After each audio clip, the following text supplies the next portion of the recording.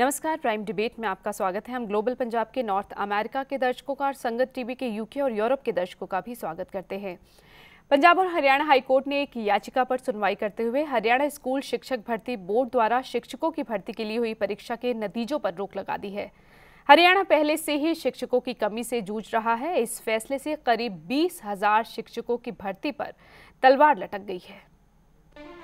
पंजाब और हरियाणा हाईकोर्ट ने एक अहम फैसले में हरियाणा स्कूल शिक्षक भर्ती बोर्ड के नतीजों पर अगले आदेशों तक रोक लगा दी है। दरअसल एक जनहित याचिका के माध्यम से उच्च न्यायालय में हरियाणा स्कूल शिक्षक भर्ती बोर्ड के गठन संबंधी अधिनियम और सदस्यों की नियुक्ति को चुनौती दी गई है। याचिका में कहा गया है कि संविधान के मुताबिक सरकार की ओर से की जाने वाली कोई भी भर्ती हरियाणा लोक सेवा आयोग द्वारा की जानी चाहिए, लेकिन फिलहाल ये भर्तियां सरकार द्वारा गठित विभिन्न एजेंसियां जैसे हरियाणा कर्मचारी चयन आयोग और हरियाणा स्कूल शिक्षक भर्ती बोर्ड के माध्यम से की जा रही हैं, जिससे हरियाणा लोक सेवा आयोग की उपयोगिता समाप्त हो गई है।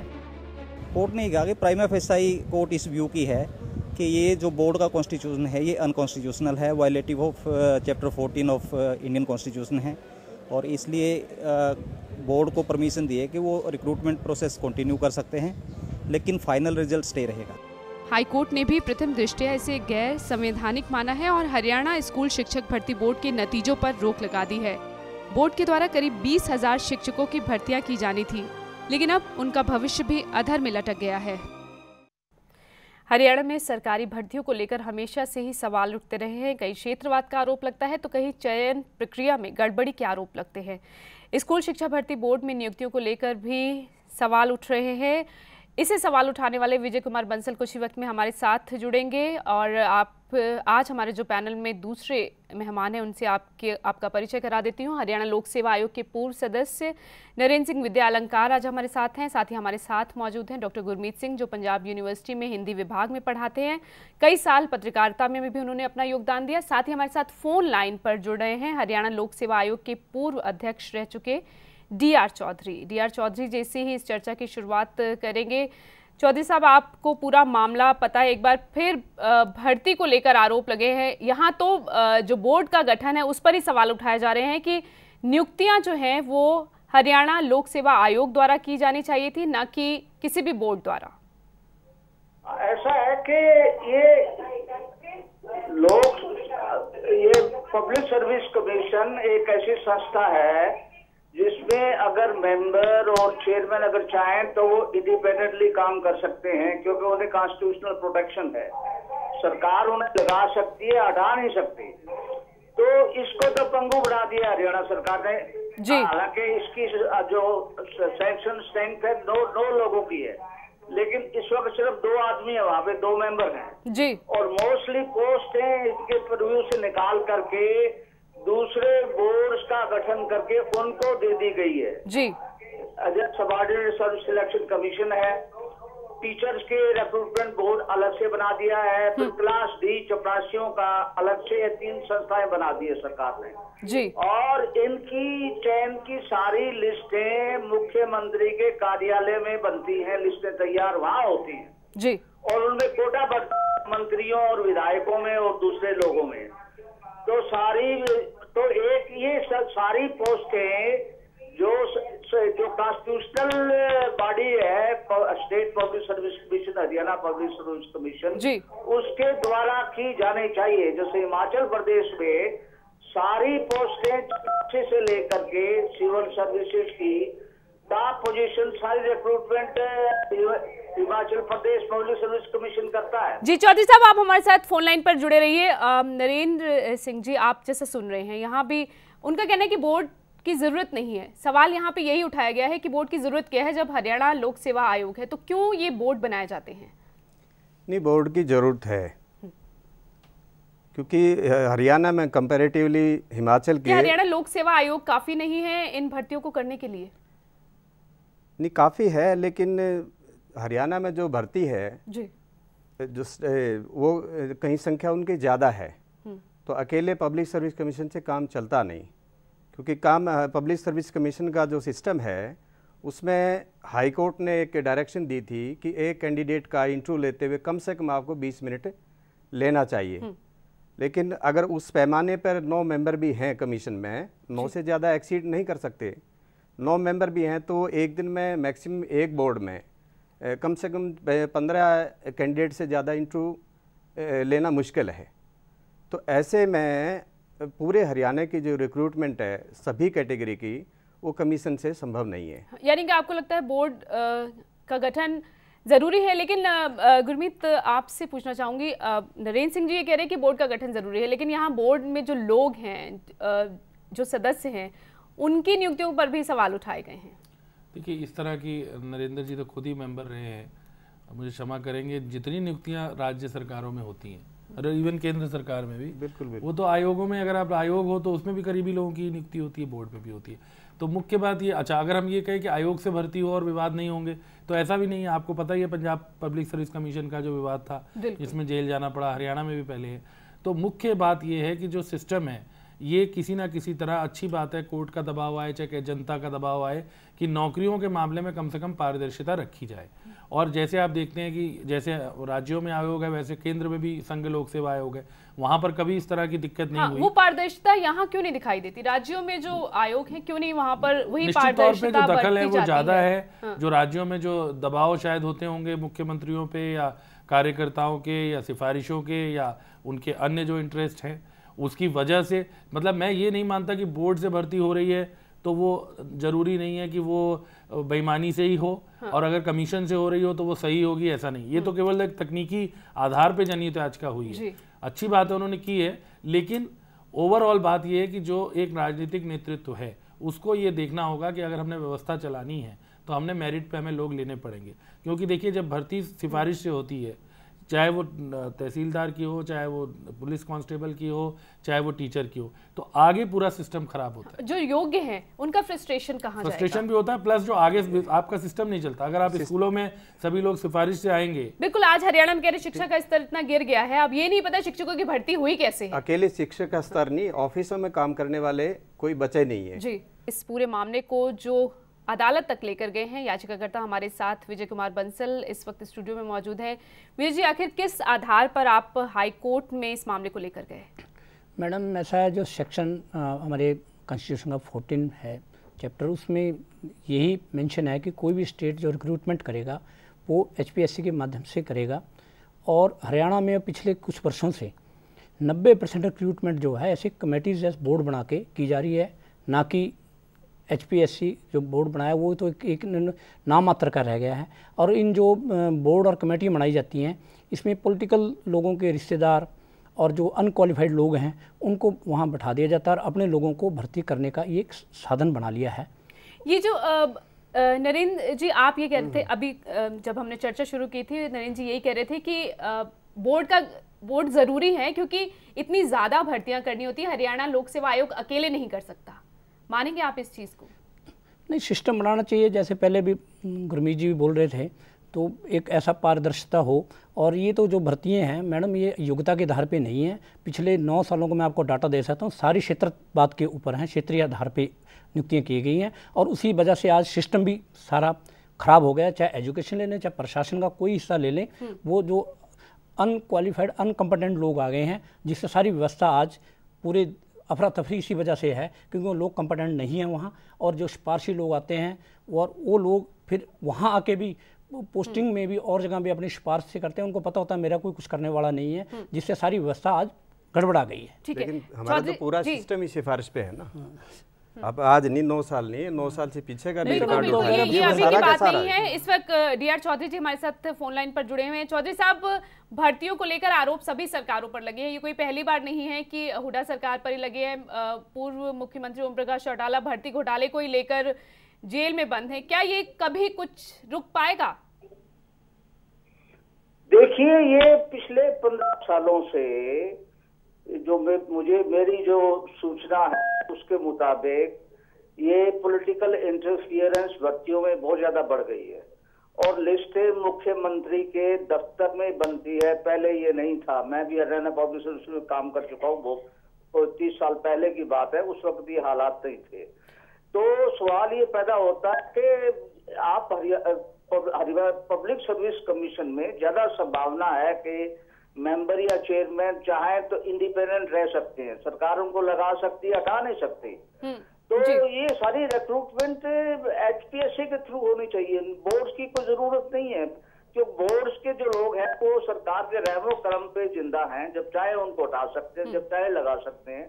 सरकार चुन चुन के अपने आदमियों को लगाती है ताकि जो मुख्यमंत्री के ऑफिस जो लिस्ट बनती है उस पर वो दस्तखत करते हैं। ये भी ये भी एक सवाल है, एक बहस का विषय कि बोर्ड का गठन होने चाहिए या नहीं। जैसे आप कह रहे हैं कि नहीं जरूरत है, लेकिन चौधरी साहब ये कह रहे हैं कि नहीं, मेरे ख्याल में कोई जरूरत नहीं। देखो राजस्थान इतनी बड़ी स्टेट है, वहाँ पे चपरासी से लेकर के और स्टेट जो सर्विसेज की जो टॉप मोस्ट जो सिविल सर्विसेज की पोजीशन है, सारी recruitment Rajasthan public service commission करता है। तो हरियाणा में क्यों नहीं कर सकते? हरियाणा के आप उनकी जो एम्प्लॉइज की और मेंबर्स की तादाद बढ़ा सकते हैं। इस वक्त सैंक्शन नो की है हरियाणा पब्लिक सर्विस कमीशन में, और 2 आदमी है वहाँ पे आज के दिन, जो पंगु बराती है, मोस्टली पोस्ट है उनके पदों से निकाल करके इन और संस्थाओं को दे दी और बोर्ड को दे दी है जी। और जो सरकार चाहे वो लिस्ट पे उन पे दस्तखत करवा लेते हैं मेंबर्स पे। जी नरेंद्र जी, जो इनकी याचिका थी उसमें भी ऐसा ही कुछ कहा गया है कि जो हरियाणा लोक सेवा आयोग की जो उपयोगिता है वो खत्म होती जा रही है, क्योंकि बोर्ड्स के गठन हो गए हैं, बोर्ड से सारी नियुक्तियां करने लगे हैं, और आरोप ये लगते हैं कि चहेतों को अपनी ये नियुक्तियां दी जाती है। ये सही है, लेकिन कोई भी मुख्यमंत्री आज तक नहीं हुआ जिन्होंने चहेतों को नियुक्तियां नहीं दी हो। मैंने यही कहा ना कि सभी सरकारों पर आरोप लगे और सारे के सारे मेंबर मजबूर हैं उनकी लिस्ट को। क्या ये व्यवस्था कभी सुधरेगी या नहीं, या हर मामला जब तक अदालत में नहीं जाएगा उस पर चर्चा नहीं होगी? जब तक हमारा ये सिस्टम बना रहेगा तब तक लोकतांत्रिक सिस्टम, तब तक कोई चेंज होने वाला नहीं है। हरियाणा का तो आदमी बिना सिफारिश के पॉलिटिशियन के पास जाता ही नहीं, और उस सिफारिश के लिए जिसको जो गलत काम हो। एक पॉलिटिशियन के पास कोई आदमी आया कि भाई ये मेरे बस का नहीं है, तेरा काम बड़ा मुश्किल है, वो कह रहा अगर आपके बस मेरे बस का होता मैं तेरे पास क्यों आता। तो हरियाणा में ये सिस्टम है, मुश्किल है इसमें बदलाव आना। डॉक्टर गुरमीत, क्या कहीं कोई उम्मीद की किरण दिखती है कि कभी कुछ सुधरेगा? अब सभी सरकारों पर आरोप लग रहे हैं कि आपने अपने चहेतों को नौकरियां दी हैं, क्या ये सिलसिला हमेशा आगे भी चलता रहेगा और जो योग्य है वो बेचारे ऐसे ही रह जाएंगे? इतनी तो देखिए निराशा नहीं होनी चाहिए, बिकॉज आप देख ही रहे हैं कि एक पूर्व मुख्यमंत्री एक भर्ती घोटाले में क्या उससे किसी ने सबक लिया है? निश्चित तौर पे अंदर से पॉलिटिशियन जरूर डरे होंगे। मैं इस बात को मानने को बिल्कुल तैयार नहीं हूँ कि उनको थोड़ा सा सबक नहीं मिला होगा, क्योंकि अगर एक पूर्व मुख्यमंत्री इस आयु में जेल जा सकते हैं और इतनी कड़ी सज़ा उनको अदालत ने दी है, तो बाकी जो नेता हैं, बाकी जो राजनेता हैं, वो भी थोड़ा सबक लेंगे। समय लग सकता है, और जैसे मैंने कहा कि जब बहुत ज़्यादा जनता का दबाव बनेगा या जब बहुत लोग त्रस्त हो जाएंगे तो निश्चित तौर पे यही लोग कोशिश करेंगे, या आप अपने राजनीतिक नेतृत्व को मजबूर कर सकते हैं। दुर्भाग्य से होता ही है कि जाति के आधार पर, अपने छोटे छोटे आपके जो स्वार्थ हैं उनके आधार पर आप वोट देते हो और लॉन्ग रन में इस चीज़ को नहीं सोचते। किसी चुनाव में आप बताइए कहाँ मुद्दा बनता है कि हम ईमानदारी से नौकरियां देंगे, किसी घोषणा पत्र में भी नहीं होता शायद। SYL और ऐसे मुद्दे होते हैं जो सबको पता है चंडीगढ़ जो होने नहीं है, जो चीज़ें की जा सकती हैं वो नहीं होती। बाकायदा जाकर के कॉन्स्टिट्यूंसी में अनाउंसमेंट करते हैं कि फला लड़का मैंने लगा दिया, फला मैंने लगा दिया, वो लिस्ट जारी वहाँ करते हैं, बताते हैं किसको क्या लगा दिया। अच्छा। लेकिन चूंकि जागरूक नहीं है, विपक्ष भी ये सोचता है कि कल को तुझे भी पावर में आना है। अगर मैं विपक्ष तो आरोप लगा ही रहा है कि क्षेत्रवाद के आधार पर आप ये बताइए कि 2002 में एक प्रेजेंट में मिनिस्टर हैं और एक एक्स मिनिस्टर, वो बहुत एक्टिव थे कमीशन को लेकर के, लेकिन उसके बाद लिस्टें बनाई, वो कोर्ट में भी गए, कोर्ट ने नोटिस भी लिया, मामला भी कोर्ट में अभी है, लेकिन उसके बाद जब ये सरकार कांग्रेस की आई अब वो बोलने के लिए तैयार नहीं है, जबकि इस सरकार में भी सब कुछ वही लिस्ट ऐसे ही बनने लग रही है जैसे पहले बनती थी। जी विजय जी, अभी तो सिर्फ नतीजों पर रोक लगाई है, अब आगे क्या हो सकता है? मैडम, मेरा जो मेन ऑब्जेक्शन था, जो मैंने अपनी जनहित याचिका में बात की है, PIL में मैंने कहा है जो मिस्टर नंदलाल पूनिया जी हैं वो 72 ईयर्स के हैं, सभी नियमों को ताक पे रख के, और दूसरे मेंबर हमारे रावधान सिंह जी के ब्रदर हैं, तीसरे हमारे दीपेंद्र हुड्डा जी के टीचर हैं। आपके कहने का मतलब रिश्तेदारों को आगे भी इस बोर्ड में बता बिठाया रहा गया हूँ, कुछ लोग ऐसे भी हैं मेंबर इसमें जो क्वालिफाइड नहीं है और 10वीं फेल है, 10वीं के लेवल के लोग हैं और PhD का इंटरव्यू ले रहे हैं। तो ये एक ऐसा कोई पैमाना होना चाहिए जो इंटरव्यू लेने वाला हो, जैसे हमारे गुरमीत जी PhD हैं, ये MPhil का इंटरव्यू ले, क्वालिफिकेशन हो, मैं 10वीं फेल हूँ, मैं PhD का इंटरव्यू क्या लूँगा? तो इस आधार पर लोगों को इसी जातीय आधार पर अपने सपोर्टर पर, जैसे गुरमीत जी ने भी बात कही, इन्होंने भी बात कही है, उस पे आधार पे अपने लोगों को खुश करने के लिए मेंबर्स बनाए जाते हैं। जो HPSC वाले मेंबर वो तो 6 साल के लिए हैं, उनको तो हटाया नहीं जा सकता। ये तो कुछ देर के लिए इन लोगों को बनाकर अपना सिस्टम जो है अपने लोगों को, अपने पार्टिकुलर क्षेत्र के लोगों को उसमें भर्ती किया जाता है। अब आगे क्या होगा इस पूरे मामले में, क्या हो सकता है? मैडम हम तो यही बात कही हमने, जो HPSC है आपके पास हो हैं, क्वालिफाइड लोग इंटरव्यू लें और क्षेत्रीय आधार पे ना, योग्यता आधार पे। कई लोग मेरे पास आज कम से कम हजारों फ़ोन आए, लोग रो रहे हैं भी हम PhD थे जी, हमारा नेट क्लियर था, हमारा वो था। इन्होंने आम लोगों का दर्द है और लोगों ने ऐसे लोगों को एडजस्ट कर दिया, उनके 4 साल का सब्जेक्ट 2 करके उनको एक्सपीरियंस वालों को रख दिया, कहते हैं मैं रह गया। पता नहीं अब कितने लोग हैं जिनके मुझे मैं आज सुबह का फ्री नहीं हो पाया, इतने लोग रो रहे हैं। कई लोग तो बिटरली भी हमारे साथ हमेशा रहा है, ये जाति हमेशा रही है कि इंट्रो का जो नंबर है वो भेदभाव होता है। बच्चों को आपका प्रशासन आपकी सुरक्षा के लिए ऐसे ऐसे लोग आ रहे हैं जो बिल्कुल भी उन्हें जाली सर्टिफिकेट्स हैं, किसी का कुछ है, वो तो अभी बाद में बातें आएंगी। मेरा तो कहना यही है कि सभी को प्रॉपर रिप्रेजेंटेशन मिले, जो लोग क्वालिफाइड हैं, जो लोग हम समाज के। लेकिन बंसल जी मिले कैसे? मिलेगा तो सिस्टम, जब तक मेंबर की अपॉइंटमेंट पॉलिटिशियन के हाथ में होगी तब तक ये संभव नहीं है। चौधरी साहब, कोई रास्ता हो सकता है कि नियुक्तियों को लेकर गड़बड़ी ना हो? देखिए, ये तभी संभव है जब जनता का दबाव बढ़ेगा, जनता जागरूक हो गई। अब तक तो जनता को भिखारी बनाया हुआ है लोगों को। वो पॉलिटिशियन के पास जाते, हाथ जोड़ते हैं कि मेरा आदमी लगा दो, मेरा आदमी लगा दो। और ये जितनी संस्थाएं रिक्रूटिंग एजेंसी है हरियाणा में, ये दुकानें बनी हुई हैं, या तो सिफारिश हो या फिर जिसके पास पैसा हो, वो योग्यता के आधार पे किसी की नियुक्ति नहीं हो रही। इन हालात में एक जन आंदोलन की जरूरत है, पारदर्शिता हो और अकाउंटेबिलिटी हो इन लोगों की, तो तभी संभव है कि सुधार हो। आज के हालात में जिस किस्म की हमारी राज्य व्यवस्था है, जिस किस्म के राजनीतिज्ञ है, जिस किस्म की उनकी सोच है, उनकी ऐसे हालात में मुझे कोई नहीं लगता कोई सुधार संभव होगा।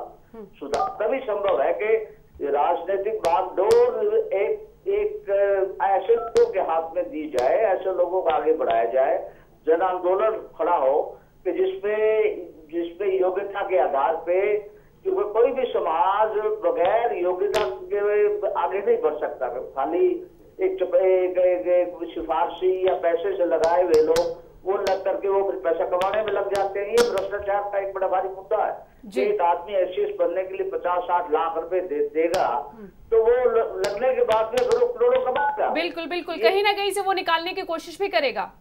बिल्कुल, वो उसे कहीं और बढ़ के निकालेगा। ये एक भ्रष्टाचार का ब्यूरोक्रेसी में ये सबसे बड़ा कारण है। जी, शुक्रिया चौधरी साहब, आप इस पूरी चर्चा में हमारे साथ शामिल होने के लिए।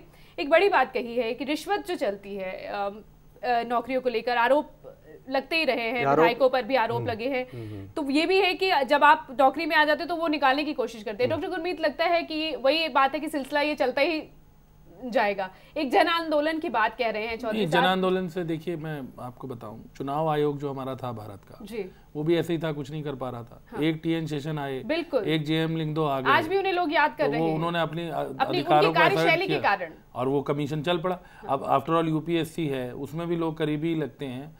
ऐसा तो नहीं है कि उसमें सरकार नहीं लगाती, चुनाव आयोग में भी करीबी लोग ही लगते हैं। अभी भी जो अधिकार चुनाव आयोग में जो नियुक्ति होती है वो कमोबेश सरकार जिसको चाहती है, जिस अधिकारी को, उसी को लगाती है।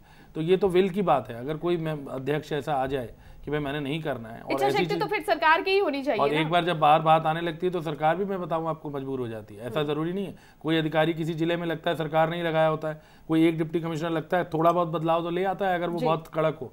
सरकार को भी दबाव हो जाता है, जनता आंदोलन कर देती है इसको ट्रांसफर ना करो। तो इतनी निराशाजनक स्थिति तो मैं नहीं मानता, लेकिन निश्चित तौर पे राज्यों में, सभी राज्यों में चीजें बिगड़ तो रही हैं, बिल्कुल बिगड़ रही बहुत लंबे समय से, और ये सिलसिला रुक नहीं रहा। सभी राज्यों में ये समस्या है कि राज्यों के स्तर पर राजनीतिक दखलंदाजी ज्यादा है। जैसे ये बंसल साहब कह रहे हैं, इन्होंने अच्छी बात है अगर इस तरह से योग्य लोगों को नहीं लगाया गया, और निश्चित तौर पे HPSC में संभवतः शायद ज़्यादा लोग लेंगे।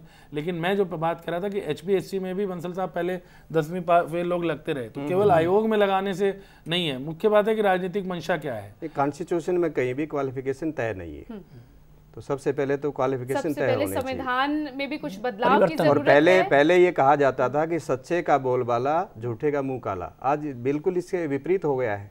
अब अशोक खेमका जी को देख लीजिए, बिल्कुल उन्होंने कितना, जहाँ भी जाते हैं वो तहलका मचा देते हैं और सारे अफसरों में हड़बड़ाहट मच जाती है। लेकिन हुआ क्या, ट्रांसफर उन्होंने झेले हैं, ट्रांसफर झेले हैं, कितने लोग उनके समर्थन में आए।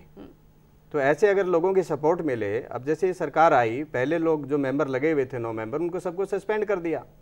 आखिर उनका तो कोई कसूर नहीं था ना, अपॉइंटमेंट उनकी कैसे हुई, गवर्नर जिम्मेदार है, उनसे काम लेती सरकार।